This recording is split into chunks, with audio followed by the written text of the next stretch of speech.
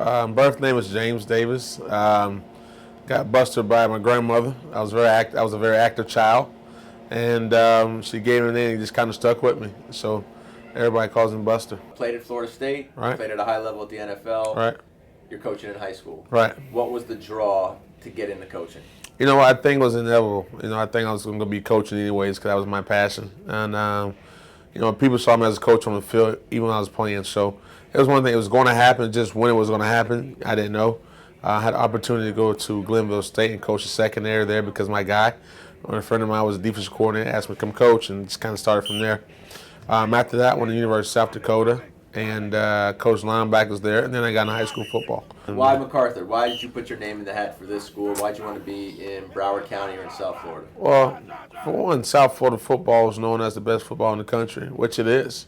We have the best athletes. A lot of kids signed to go to Division I here, so why not put your hat and want to come and coach with the best kids in the country? And McArthur football, I thought it was a school that I probably could really brand.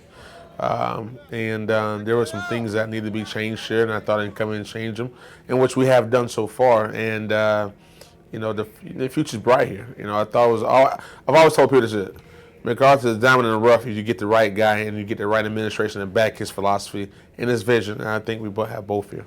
Discipline's big to you. Right, absolutely. So what happens? Give me an example of something you did to the kids or a kid that showcased to them, I'm not messing around.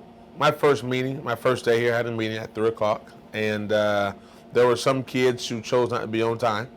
And once that clock hits at 3 o'clock, that door shuts, it's locked. And I had a couple kids who came running late, and I had my whole meeting, and I let them sit outside. And I told them, I said, let's put your cleats on, let's come onto the field and get those gassers done. And it was one of the things where they had to understand that every kid realized that we're going to do things the right way here. And the first thing about being on time. Where does that respect for discipline for you, where does that come from? Why is that important to you? My dad was a military guy, so I understand the importance of doing things right all the time, and consistency was huge for him. Not just doing things right one time and then the next 4 days doing wrong. Every day you have a regimen about what you do, and military guys like that, and that's where I get it from.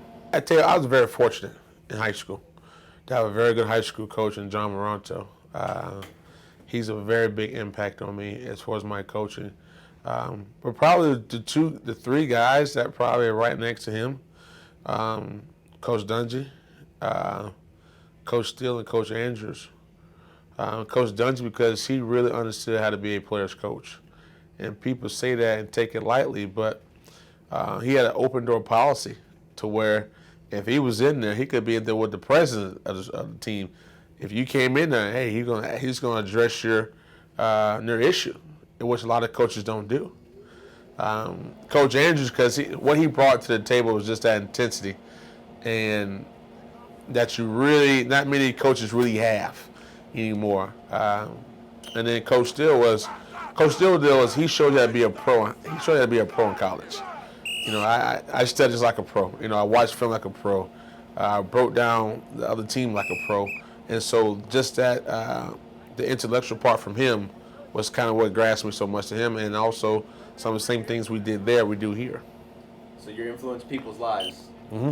young people's lives. Right. How important is that to you? It's huge.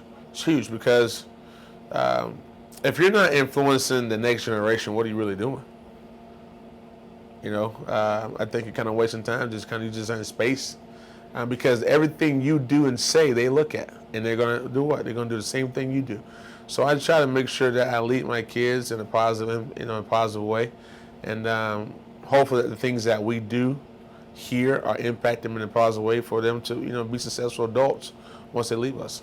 Awesome. Thanks, Coach. No problem.